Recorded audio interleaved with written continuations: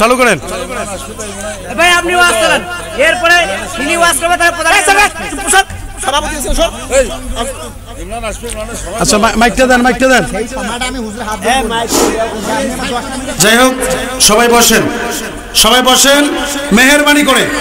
এটা এমন একটা মঞ্চ, এখানে উঁচু গলায় কথা বলা যাবে না, ঠিক কিনা বলেন? এখানে আপনি কি হয়েছেন উঁচু গলায় কথা বলবেন? একজন একটা ভুল করতে পারে, আপনি এই জন্য উঁচু গলায় কথা বলতে পারেন না। এটা কোরআনের মঞ্চ। আপনি কত বড় মস্তান হয়েছেন, কবরে যান। অসিকাল্লাযীনা কাফারু ইলা জাহান্নামা যুমারা। আগে আল্লাহ তাআলা বক্তাদেরকে উল্টা পাশা কইরা, মাথা থাকবে নিচে, পা থাকবে উপরে, সটাইতে সটাইতে আল্লাহ জাহান্নামের মধ্যে ফেলাই দেবে। কথা বলেন ঠিক কিনা? আজকে আমি নিজে আলেম হইয়া যদি আমার ভিতরে তাকওয়া না থাকে, আমার ভিতরে যদি হিংসা থাকে, কিসের বক্তা আপনি মিয়া? কিসের বক্তা হয়েছেন আপনি? কথা বলেন ঠিক কিনা?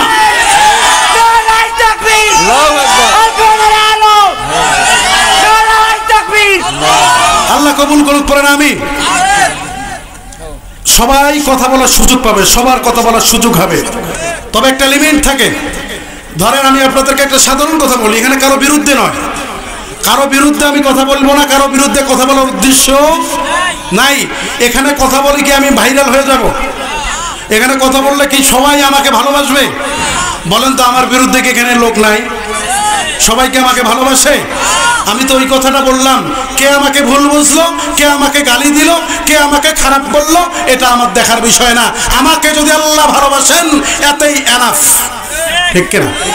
এই বৈরাতি থেকে স্পষ্ট করে বলে দিতে চাই, যেই নবীকে কবরে দেখা হবে, যেই নবীর নাম শোনা যায় আজানে, যেই নবীর নাম নামাজে পড়ি, যেই নবীর নাম ইকামতে শোনা যায়, যেই নবীর নামে আমরা সালাম দেই, এই বৈরাতি থেকে স্পষ্ট করে বলতে চাই, কেউ যদি মিলাদের বিরুদ্ধে কথা বলে, কেউ যদি নবীর বিরুদ্ধে কথা বলে, কেউ যদি নবীকে নিয়ে কটূক্তি করে, সে যে বড় মাপের সন্তান হোক না কেন, যার সন্তান হোক না কেন, কেউ যদি নবীর বিরুদ্ধে কথা বলে, ওই নাস্তিক কুলাঙ্গারের বাচ্চার জিহ্বা কেটে কুত্তাকে খাওয়াইতে বৈরাতির মুসলমান কারা কারা রাজি আছেন?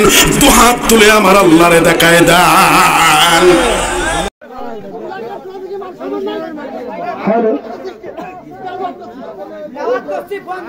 সম্মানিত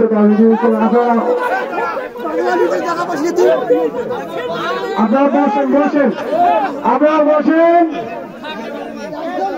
দর্শক আপনারা বসেন, আমি আপনাদেরকে বুঝাচ্ছি, আপনারা বসেন, আপনারা বসেন, আমি আপনাদেরকে বলতেছি বিষয়টা।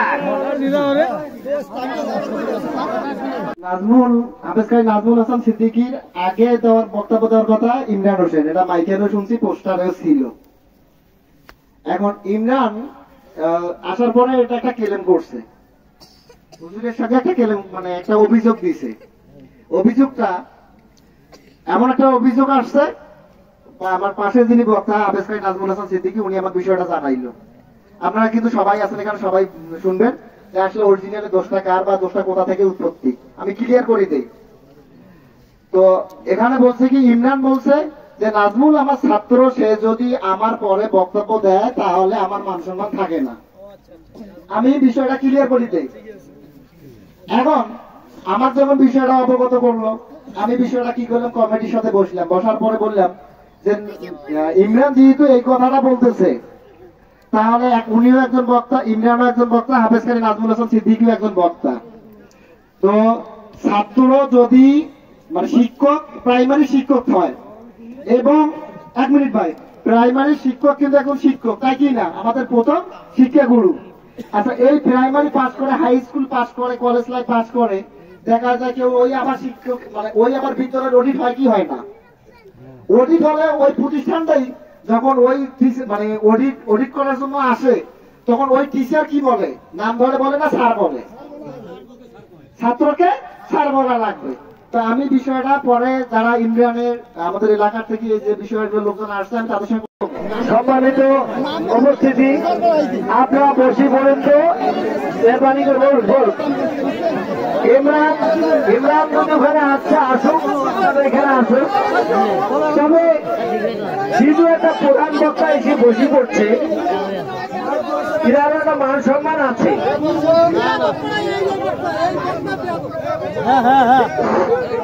এখন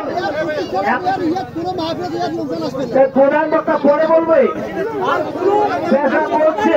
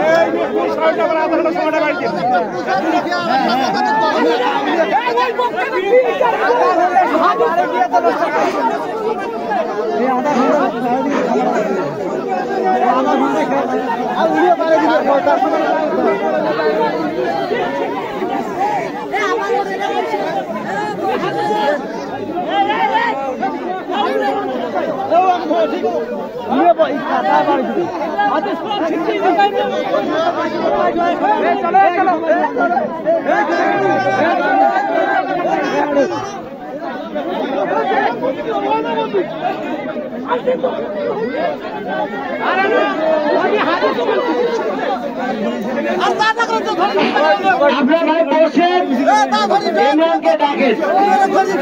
আমরা বসেন, সবাই বসেন তো, সমাজে এইরকম বহু সমাজ চালাচ্ছি, এইরকম বলবো শুনে। এই বিরাট কোথায় আসো, ইমরানকে ডাকা।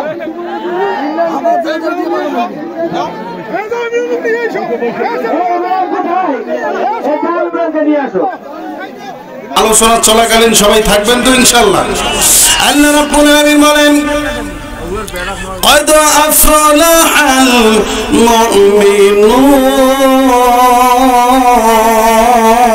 المؤمنون الذين هم في صلاتهم خاشعون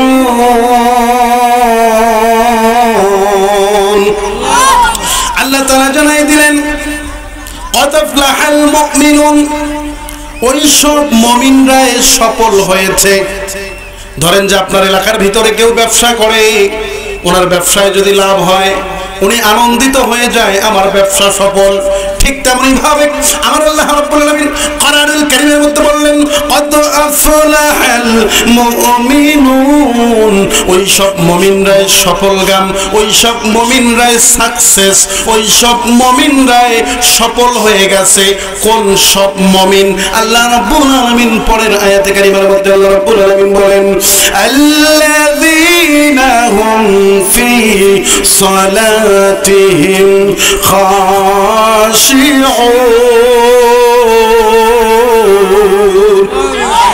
আল্লাহ কাদেরকে সফল বললেন একটু মনোযোগ লাগান। কোরআন বাই কোরআন কথা হবে। তাফসীর মাহফিল যেখানে কোরআনের কথা হয় সেখানে কিসসা কাহিনী চলে না, কোরআন বাই কোরআন কথা বলতে হবে, কোরআনের রেফারেন্স দিয়ে। ঠিক কিনা বলেন? আল্লাহ এখানে কি বললেন? قد أفلح المؤمنون, ওই সব মুমিনরা সফল। কোন মুমিনরা সফল হয়েছে? আমার আল্লাহ রাব্বুল আলামিন পরের আয়াতের মধ্যে বললেন, আল্লাযীনা হুম ফি সালাতিহিম খাশিউন, যেই মুমিনদের নামাজ আল্লাহর দরবারে কবুল হয়েছে ওই সব মুমিনরা সফল। কোনদিন ফুরাইয়া যাবে যৌবনে লাগবে ভাটি, ওই সে দেখো ডাকিতেছে তোমায় কবরের মাটি। সন্ধ্যার আগে যেদিন ডুববে রে বেলা, এক নিমিষেই ভেঙে যাবে সেদিন রঙেরই মেলা।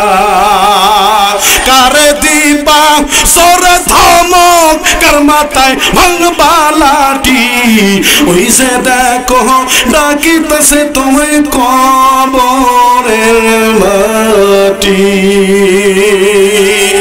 ও আমার বৈরাতির ভাইরা, আপনার নামাজ যদি কবুল হয় আল্লাহর দরবারে আপনি সফল, কিন্তু আপনি 5 দন জমির মালিক, 10 দন জমির মালিক হইয়া, 5 কাঠা জমির মালিক হইয়া, 5 তলা বাড়ির মালিক হইয়া আপনি যদি নিজেকে সফল মনে করেন, আল্লাহর ভাষায় আপনি সফল নন।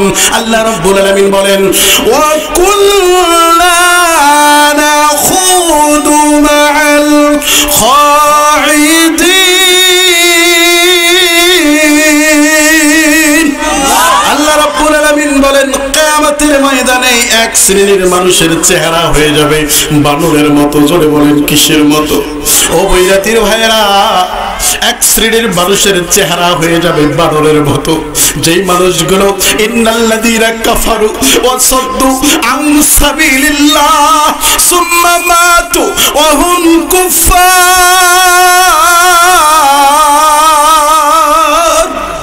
ওয়া হুম কুফফারুন ফালাই ইয়াগফিরাল্লাহু লাহুম। আল্লাহ বললেন ওই সব মানুষদের চেহারা বানরের মতো হয়ে যাবে। কোন মানুষ? যারা ইন্নাল্লাযীনা, নিশ্চয়ই যারা কাফারু, অস্বীকার করেছে, ওয়াসাদ্দু আন সাবিলিল্লাহ, যারা আল্লাহর রাস্তায় বাধা দিছে, আল্লাহর রাস্তার মানুষদেরকে বন্দী করে রেখেছে, সুম্মা মাতু ওয়া হুম কুফফার, তারা যদি এই অবস্থায় মারা যায়, ফালাইয়া গফিরাল্লাহু লাহুম, আল্লাহ কখনো তাদেরকে ক্ষমা করবেন না। নাউযুবিল্লাহ। অবৈরাতের মুসলমানেরা, তাহলে ওই শ্রেণীর মানুষের চেহারা হয়ে যাবে বানরের মতো, যাদের নামাজ আল্লাহর দরবারে কবুল হয় নাই। আর যাদের নামাজ আল্লাহর দরবারে কবুল হবে, যেমন আমি নাজমুল হাসান সিদ্দিকী চেয়ারের মধ্যে বসেছি, যার নামাজটা কবুল হয়ে যাবে কিয়ামতের ময়দানে আল্লাহ নদীর উপরে, নহরের উপরে চেয়ারের মধ্যে, স্বর্ণের চেয়ারের মধ্যে বসায় রাখবেন। ওই জান্নাতি মানুষ স্বর্ণের চেয়ারের মধ্যে বসে থাকবেন, তার পায়ের নিচে থাকবে পানির নহর। ওই পানির মধ্যে যদি একটা বালুকণাও পড়ে থাকে, ওই জান্নাতি মানুষ পানির নিচে বালুকণা দেখার সাথে সাথেই চিনতে পারবে। সুবহানাল্লাহ। ওই জান্নাতি যখন চেয়ারের মধ্যে বসে থাকবে, ওই জান্নাতিকে একটা মাছ সালাম দেবে, আসসালামু আলাইকুম। ও জান্নাতি, জান্নাতি তুমি কি আমি মাছ রে খাবা? ওই জান্নাতি যদি বলে হ্যাঁ আমি আপনাকে খাবো, আল্লাহ তাআলার সাথে সাথেই তার কাছে মাছ রান্না করা পাঠিয়ে দিবেন। সুবহানাল্লাহ। আল্লাহ তোমায় ডাকার মতো ডাকতে জানি না, তাই কি তুমি আমাদের ডাকে সাড়া দাও না? আল্লাহ সাড়া দাও না। বলেন, আল্লাহ তোমায় ডাকার মতো ডাকতে জানি না, তাই কি তুমি দাও না সাড়া? বুঝতে পারি না আমি, বুঝতে পারি না। ঠিক কিনা বলেন? ওই জান্নাতি যখন বলবে হ্যাঁ আমি খাবো, তার সাথে সাথে তার সামনে মাছ রান্না পাঠিয়ে দিবেন। যখন ওই জান্নাতি মাছ রান্না খাবে, একটা মাছ খাবে, আপনি পাঙ্গাস খাবেন এক প্রকারের টেস্ট, রুই খাবেন এক প্রকারের টেস্ট, ইলিশ খাবেন এক প্রকারের টেস্ট, মিরকা মাছ খাবেন এক প্রকারের টেস্ট। অর্থাৎ যেই মাছে খান না কেন ওই মাছের টেস্ট পাওয়া যাবে। কিন্তু জান্নাতে আমার আল্লাহ যেই মাছ রান্না আপনার কাছে পাঠিয়ে দিবেন, একটা মাছ খাবেন 70 প্রকার টেস্ট ওই মাছের মধ্যে পেয়ে যাবেন। সুবহানাল্লাহ। আমার প্রিয় ভাইরা, এটা হলো জান্নাতীদের জন্য এত বড় নাজ নিয়ামত থাকবে। কিন্তু দুনিয়ার ভিতরে যেই মানুষটা বেনামাজি হবে, যেই মানুষটা জেনাখোর হবে, যেই মানুষটা বেনামাজি হবে, সুদখোর বাটপার হবে, চিটার বাটপার হবে, ওই মানুষটার মৃত্যুর সময় এত কষ্ট হয়ে যাবে, এত কষ্ট হয়ে যাবে। আমার প্রিয় ভাইরা বাবাজিরা, যারা ঈমানদার, যেই মানুষটার নামাজ কবুল হয়েছে, আপনাদের মনে আছে কিনা জানি না, আল্লাহ কি বললেন? ওই সব মুমিনরা সফল হয়েছে যেই মুমিনের নামাজ আমার আল্লাহর দরবারে কবুল হয়েছে, ওই ইমানদারের যখন মৃত্যুর সময় হয়ে যাবে, দেখবেন আমাদের দুনিয়াতে, আমাদের গ্রামে, আমার বাড়ির পাশে যদি কেউ বৃদ্ধ লোক মারা যায়, মারা যাওয়ার 2 মিনিট 1 মিনিট আগে দেখবেন অনেক মৃত্যু ব্যক্তি মৃত্যুর সময় পায়খানাও করে ফেলে, এদিকে দৌড়ায়, এদিকে দৌড়ায়, এদিকে লাফায়, এদিকে লাফায়। কিন্তু আমার আল্লাহ বললেন ইমানদারের মৃত্যুর সময় যে ব্যক্তি নামাজি হবে, ওই নামাজি ব্যক্তির মৃত্যুর সময় আমার আল্লাহ রাব্বুল আলামিন জান্নাতের হাজার হাজার ফেরেশতার মাধ্যমে ওই ইমানদার ব্যক্তির সামনে জান্নাতের ছবিটা উঁচু করে ধরবে। জান্নাতের ফেরেশতারা নামাজি ব্যক্তির সামনে জান্নাতের ছবিটা উঁচু করে ধরবে। তার মৃত্যুর কষ্টটা আর কষ্ট মনে হবে না, ফুলের মালা মনে করে দুনিয়া থেকে বিদায় নিয়ে যাবে। শুধু তাই নয়, আপনার আমার নবী, বিশ্ব নবী মুহাম্মদুর রাসূলুল্লাহ সাল্লাল্লাহু আলাইহি ওয়াসাল্লাম তিনি বলেছেন, আজরাইল যখন আমার বুকের মধ্যে হাত দিয়েছে, আজরাইল এসে বলতেছে, ইয়া রাসূলুল্লাহ, ইয়া হাবিবাল্লাহ, ও নবীজি, আপনি যদি দুনিয়ায় থাকতে চান আল্লাহ আপনার হায়াত বাড়াই দিবে। ইয়া রাসূলুল্লাহ, আর যদি থাকতে না চান আপনাকে আমি এই মুহূর্তেই নিয়ে যাব। আল্লাহর নবী ডাক দিয়ে বলে, আজরাইল, ও আজরাইল, আগে তুমি বলো, তুমি আমার বুকে সামান্য হাতটা দিয়েছো। ও আজরাইল, আমার তো মনে হচ্ছে উহুদ পাহাড় আমার বুকের মধ্যে উঠাই দিছো। ও আজরাইল বলো, আমার গুনাহগার বেনামাজি উম্মতের মৃত্যুর সময় কত কষ্ট হবে।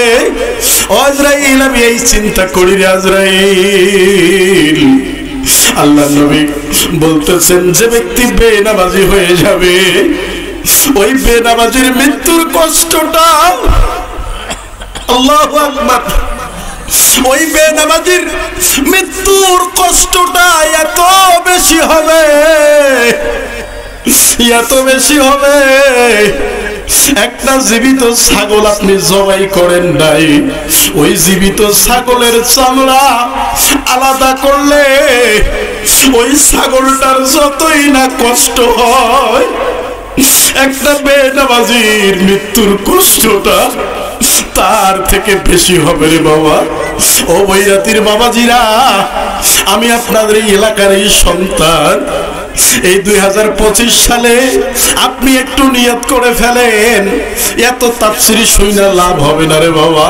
যদি নামাজটা আপনি না পড়েন, নামাজটা যদি আপনার কবুল না হয়, আপনার কিন্তু জান্নাতে ঠিকানা হবে না, আপনার মৃত্যুটা কষ্ট হবে। ওই মৃত্যুর সময় কিন্তু আপনার সন্তান আপনার সাথে কবরে যাবে না, আপনার স্ত্রী আপনার সাথে যাবে না, সবাই শুধু তাড়াহুড়া করবে কত তাড়াতাড়ি আপনাকে কবরে রাখা যায়। একটা জিনিস মনে করবেন, আপনাকে যখন কবরে রাখা হবে, আপনাকে যখন গোসল করানো হবে, দুনিয়াতে আমাদের মাহফিলের সম্মানিত সভাপতি আমার বাজান, ওনাকে যখন বরফ পানি গরম করে দেয়, একটু যদি গরম বেশি হয়, বরফা কিন্তু বলে আর একটু ঠান্ডা পানি দাও। ও বৈরাতির বাবাজিরা, একবার কি লক্ষ্য করেছেন, একবার কি চিন্তা করেছেন, আপনাকে যখন চকির মধ্যে শোয়ায় রাখবে, আপনার শেষ গোসলটা করানোর জন্য আপনার জন্য গরম পানি করা হবে। ওই গরম পানিটা যখন আপনার শরীরের মধ্যে দেওয়া হবে, আপনার নাকের মধ্যে তুলা, কানের মধ্যে তুলা দেবে। কেন তুলা দেবে? যাতে করে পানিটা আপনার নাক দিয়া ভেতরে ঢুকতে না পারে। বলেন তো, আপনাদের কাছে জানতে চাই বাবাজি, পানিটা যদি একটু বেশি গরম হয়, আপনি কি বলতে পারবেন আর একটু ঠান্ডা পানি দেন? কেউ কিন্তু এই কথাটা বলতে পারবেন না, কেউ এই কথা কথাটা বলতে পারবেন না, যতই গরম হোক না কেন কেউ কথা বলতে পারবেন না। ও পর্দার আড়ালের মা,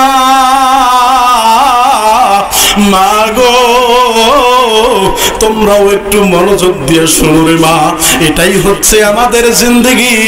আপনি যখন চোখের মধ্যে শুয়ে থাকবেন, আপনার মাথার উপরে পান্না দিবে কিংবা কাপড় দিয়ে ঢেকে রাখবে।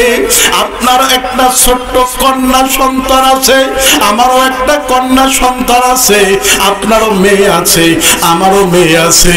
আপনাকে যখন চোখের মধ্যে শুয়ে রাখবে, আপনার আদরের মেয়েটা, যেই মেয়েটা আপনি যতই টেনশনে থাকেন না কেন, ওই মেয়েটা যদি একবার আপু বলে ডাক দেয়, আগে বুঝি নাই বাবা মার কি গুরুত্ব, তেমন বুঝি নাই।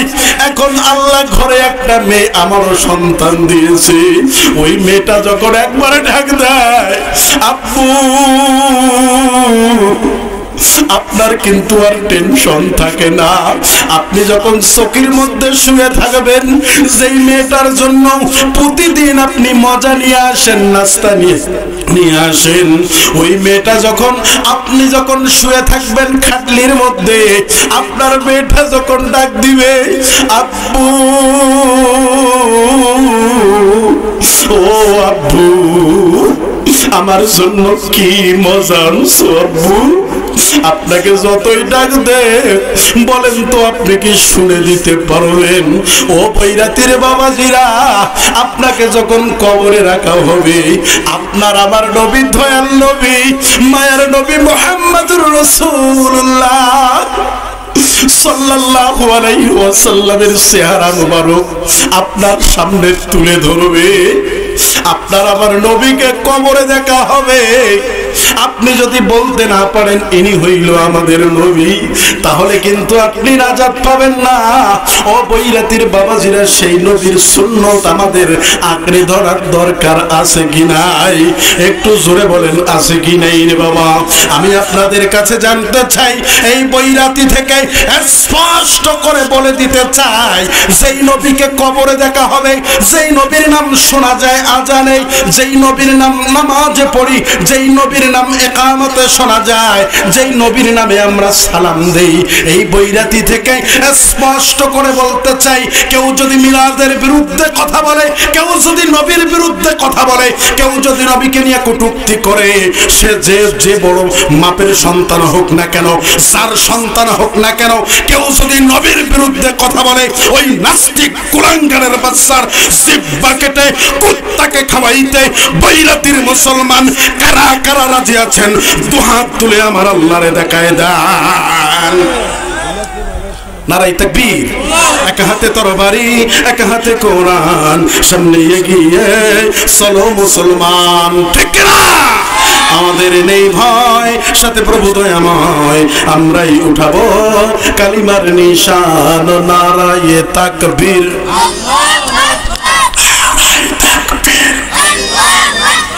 আল কোরআনের আলো যেটা ঘরে ঘরে জ্বালাইতে কইছে, ওইটা ওই দলের লোক, ঠিক কিনা? কোন দলের লোক? কোন দলকে মেনশন করে আমাদের কথা নাই। আল কোরআনের আলো জ্বালাইতে হবে কোথায়? জোরে বলেন। আমি যতই চিল্লা বাদ দিছি, আগে অনেক চিল্লাইছি, হুঙ্কার দিয়ে শেষ করে ফেলাইছি। হুঙ্কার দিয়ে লাভ নাই ভাই, আমাদের গোড়াই তো ঠিক নাই, ঠিক কিনা? যতদিন পর্যন্ত চরমনাই হেফাজত, ফুরফুরা, দেওয়ানবাগ, কুতুববাগ, রাজারবাগ, জামাতি ইসলাম হেফাজত, যত ইসলামী দল আছে, এই দলগুলো যতদিন পর্যন্ত এক হতে পারবে না, হাতে হাত রাখতে পারবে না, ততদিন পর্যন্ত বাংলার জমিনে আল কোরআনের আলো সংসদে যাবে না। কথা বলেন ঠিক কিনা? কিন্তু আমরাই তো হইলাম দুমুখা। وكان حقا علينا نصر المؤمنين।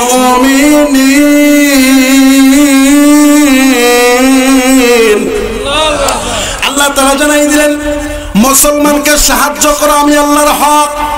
মুসলমানকে সাহায্য করা কার হক? আমার প্রাণের ভাইরা, তাহলে সেই সাহায্য কি আমাদের উপর আসতেছে? আসতেছে না। কারণ কি? আমরা মুখে বলি এক, অন্তরে আর এক, ঠিক কিনা?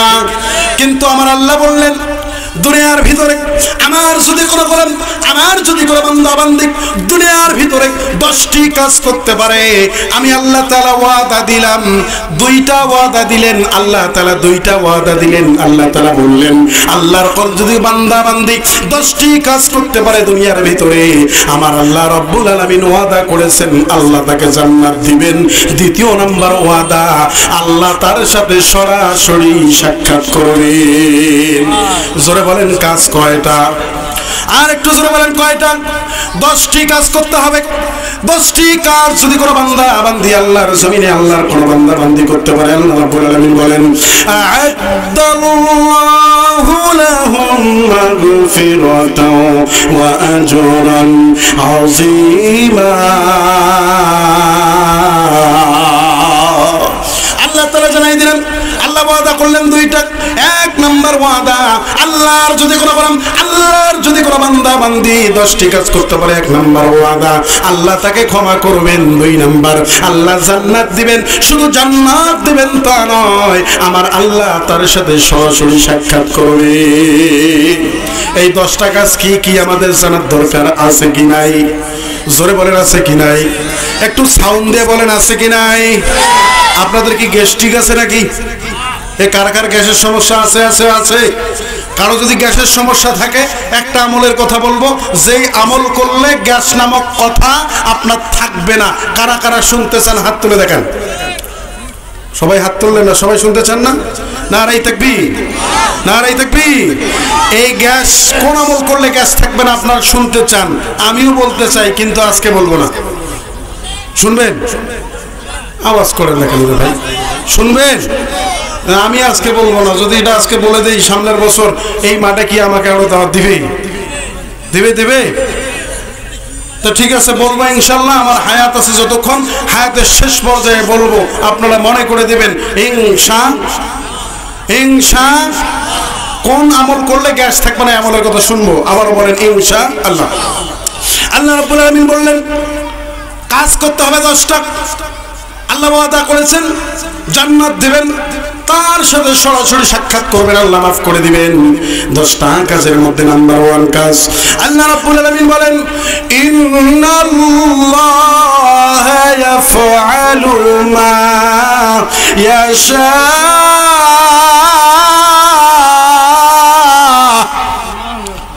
আল্লাহু আকবার বলতে পারেন না? জোরে বলেন আল্লাহু আকবার। আর একটু জোরে বলেন আল্লাহু আকবার। আল্লাহ তাআলা জানাই দিলেন এই 10টা কাজের মধ্যে 1 নম্বর কাজ, আল্লাহ রাব্বুল আলামিন বললেন ইন্নাল্লাহা ইয়াফআলু মা ইয়াশা। আল্লাহ যা চান তাই করেন। আল্লাহর ওয়াদা আর আমাদের ওয়াদার মধ্যে পার্থক্য আছে কি নাই? ওয়া কুল্লানা খুদু মাআল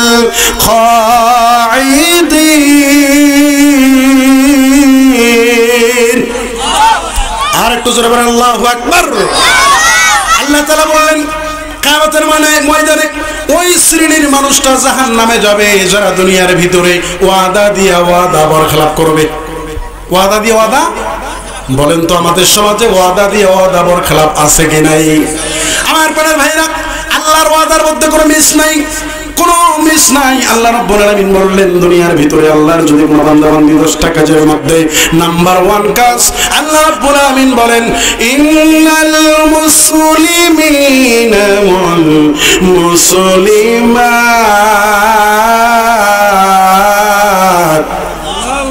আল্লাহ রাব্বুল আলামিন বললেন এই 10টা কাজের মধ্যে নাম্বার 1 কাজ মুসলমান হতে হবে। জোরে বলেন কি হতে হবে? ও আমার প্রাণের ভাইরা, বৈরাতির মুসলমানেরা, আমরা সবাই মুসলমান, তাহলে আল্লাহ কেন বললেন মুসলমান হওয়া লাগবে? আল্লাহ রাব্বুল আলামিন বললেন ইয়া আইয়ুহাল্লাযীনা আমানু তাকুল্লাহা হাক্কা তুকাতিহি ওয়া লা তামুতুন্না ইল্লা ওয়া আনতুম মুসলিমুন। জোরে বলেন না আল্লাহু আকবার। আল্লাহ রাব্বুল আলামিন জানাই দিলেন হে ইমানদারগণ, তোমরা মুসলমান হও। যেমন ভাবে মুসলমান হওয়ার দরকার তেমন ভাবে মুসলমান হও। ইল্লা ওয়া আনতুম মুসলিমুন, তোমরা আল্লাহকে ভয় করো, আল্লাহকে যেমন ভাবে ভয় করার দরকার তেমন ভাবে ভয় করো, আর তোমরা মুসলমান না হয়ে কবরে আসো না। আল্লাহ রাব্বুল আলামিন বলেন উদখুলু ফিস সিলমি কাফা, আল্লাহ বললেন তোমরা পুরোপুরি মুসলমান হও, কমপ্লিট সারেন্ডার টু অলমাইটি আল্লাহ। আল্লাহ বললেন পুরোপুরি মুসলমান হও আমার ভাইরা। তাহলে এক নাম্বার জোরে বলেন কি হইতে হবে? মুসলমান। এই 10টা আমলের কথা বলবো, 10টা কাজের কথা বলবো। আলোচনার শেষে আপনাদেরকে প্রশ্ন করব, যে বলতে পারবেন তাকে নগদ টাকা পুরস্কার দেওয়া হবে। 10টা কাজের মধ্যে এক নাম্বার কাজ মুসলমান হতে হবে। এবার আসেন দ্বিতীয় নাম্বার আল্লাহ কি বললেন। আল্লাহ রাব্বুল আলামিন বলেন ওয়াল মুমিনিনা ওয়াল মুমিনাত। আল্লাহ বললেন দ্বিতীয় নাম্বার মুমিন হতে হবে, ইমানদার হতে হবে। মুমিনের শাখা প্রশাখা 70 থেকে 77টি। বলেন কয়টি? 70 থেকে 77টি। যার মধ্যে যেটা না হলে কাজ বাঁচবে না, যেটা না হলে আপনি আপনার ইমান থাকবে না, ইমান চলে যাবে। এর মধ্যে এক নাম্বারটা হচ্ছে কওলু লা ইলাহা ইল্লাল্লাহ। আল্লাহ বললেন এই ইমানের শাখা প্রশাখা 70 থেকে 77টি। এর মধ্যে এক নাম্বার হলো কওলু লা ইলাহা ইল্লাল্লাহ। 80 বছরের বুড়াও যদি মৃত্যুর সময় কালেমা পড়তে পারে আল্লাহ তার ঠিকানা জান্নাত দিয়ে দিবেন। মান কানা আখিরু মান কানা লা ইলাহা ইল্লাল্লাহ দাখালাল জান্নাহ। আল্লাহু আকবার। আল্লাহ তার ঠিকানা দিয়ে দিবেন জান্নাত। আমার প্রাণের ভাইরা, তাহলে এক নাম্বার মুসলমান হওয়া, 2 নাম্বার মুমিন হওয়া, ইমানদার হওয়া, 3 নাম্বার আল্লাহ রাব্বুল আলামিন বললেন ইন্নাল মুসলিমিনা ওয়াল মুসলিমাত ওয়াল মুমিনিনা ওয়াল মুমিনাত। 3 নাম্বার ওয়াল কানিতিনা ওয়াল কানিতাত।